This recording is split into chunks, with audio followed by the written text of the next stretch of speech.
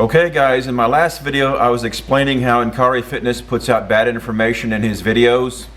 Okay, Enkiri Fitness, about half of his video content is him doing ego lifts, and the other half of his videos seem to be him criticizing other fitness influencers and telling everybody how the information they put out is no good. So I am then so inclined to hold his nose and shove the spoon in his mouth and give him the taste of the medicine. In this video we're going to go over how the exercises that he recommends to his viewers are unnecessarily unsafe.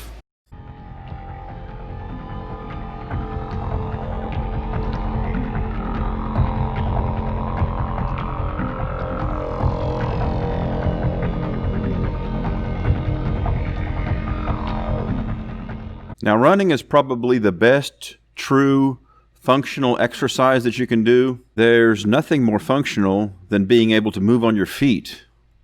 Now, even though running is a good exercise, there is some inherent risk of injury.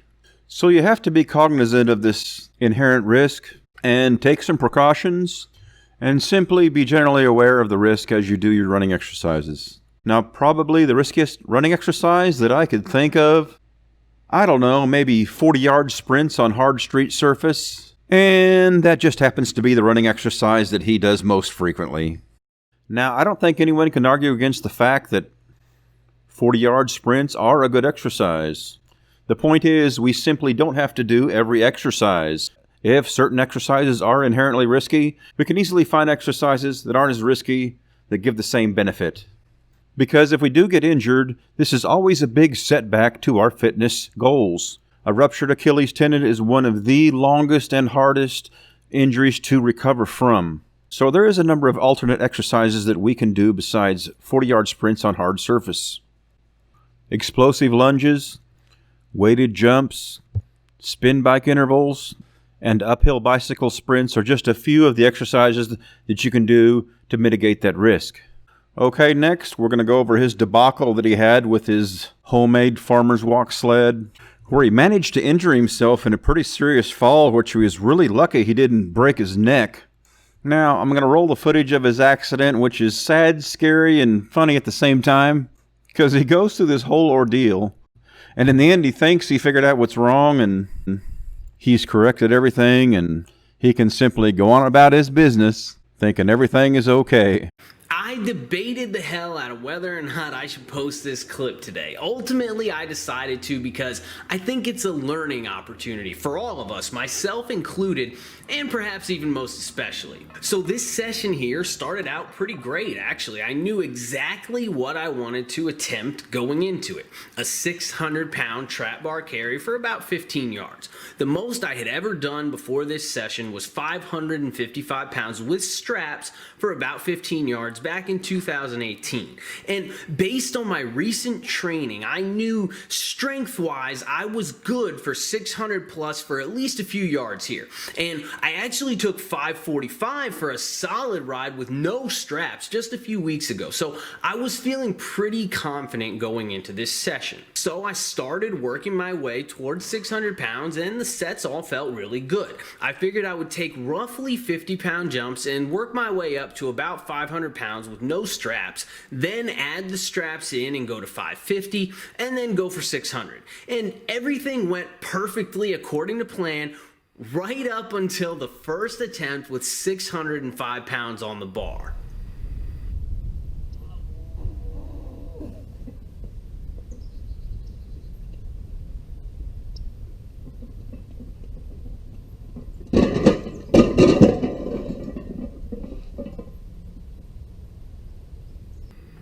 As you can see, that was pretty ugly, but thankfully, I'm no worse for wear. I do consider myself very lucky though, because that could have been far, far worse for me than it was. But ultimately, I would have no one to blame but myself. This mistake was born mostly out of stubbornness and lack of preparation.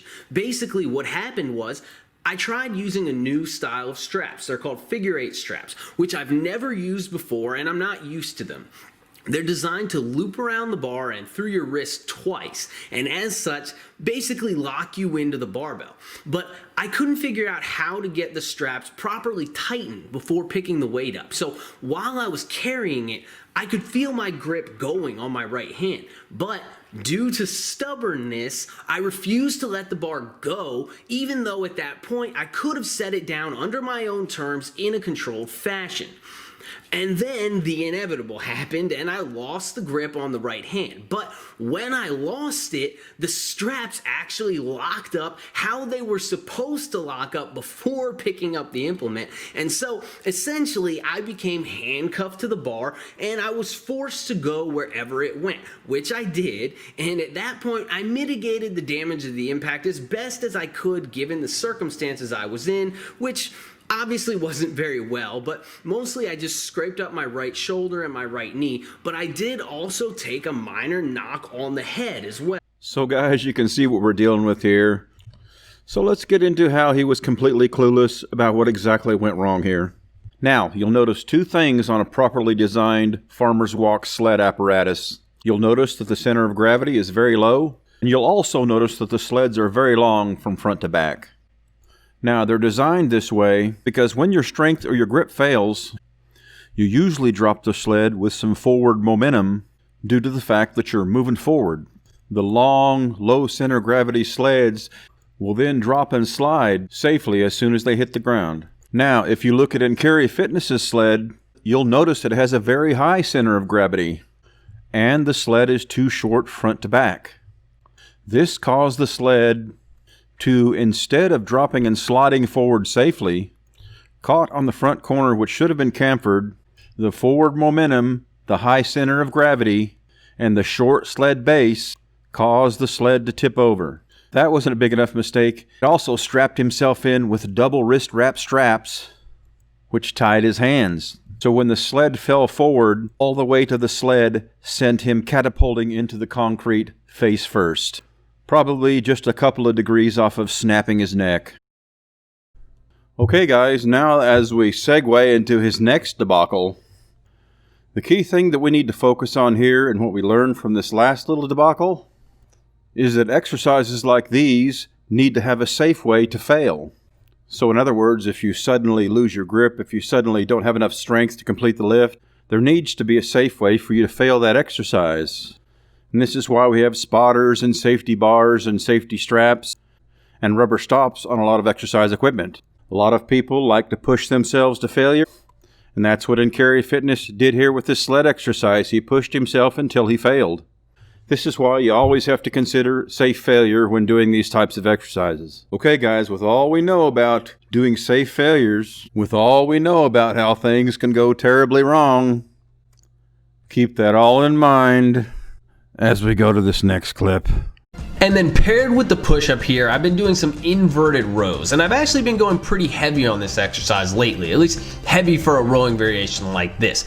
Typically, you won't go below 5 reps on a row like this, or the quality simply suffers too much for it to be meaningful, at least in my opinion. But here, I think I've found a pretty good balance so far in that 6 to 8 rep range. It feels pretty heavy for this exercise, considering that I can probably do 30 reps on it with body weight only, but that's just another way that I've been making the most of this loadable weight vest. I'm honestly starting to think that this is a necessary piece of equipment for any serious home gym owner, right up there with a fucking barbell. The problem is, it is already kind of starting to fall apart on me because I don't know. They told me it could hold 225 pounds. I have not gone over 135 yet, but I'm having some issues with it. Hopefully it holds up, but we'll see. That remains to be seen. If it doesn't, then I'm gonna have to figure out another way to load these exercises because I don't want to take them out of my program anymore.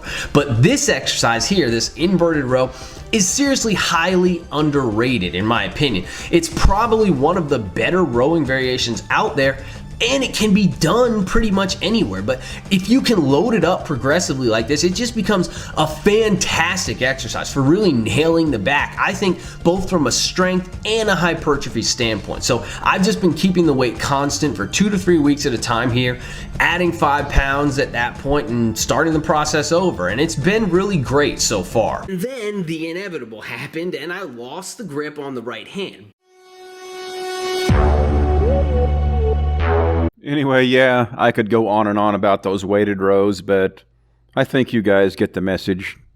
Now, I put this in the comment section in his weighted row video, and I think he did take it to heart. I think he has stopped doing that ridiculously dangerous barbell on those 1-inch pins, and I'm pretty sure he was thinking about me when he made this comment defending 40-yard sprints. I know someone is going to chime in here and tell me that this is a reckless recommendation because I'm prescribing it for so many people, and for whatever reason, sprinting is considered to be some kind of a super dangerous activity, and it's not without risk. Obviously, I'll concede to that, but tell me, what is more dangerous, sprinting and maybe tweaking a hamstring at some point down the line, or being in such piss poor shape overall that the act of sprinting itself represents some kind of overly dangerous scenario for your body? Because I'm inclined to say that it's the latter here, in which case you should probably rectify that, or you're not really in good shape, no matter what you might tell yourself. Sprinting is a primal, natural, and intuitive activity, and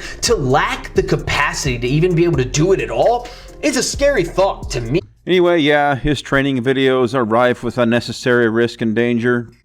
And oh yeah, I was going to get back with you on that overhead press that he was doing, and I said that he was doing something wrong. I wanted to see if you guys got it. What he was doing wrong is when you do overhead presses like that, you need about 3 foot of clearance floor in front of you in case you have to suddenly drop the bar. He was standing way too close to his squat rack. If he suddenly tore a muscle and had to drop the bar instantly, the bar could bounce off his squat rack and hit him in the leg because he was standing too close to the squat rack.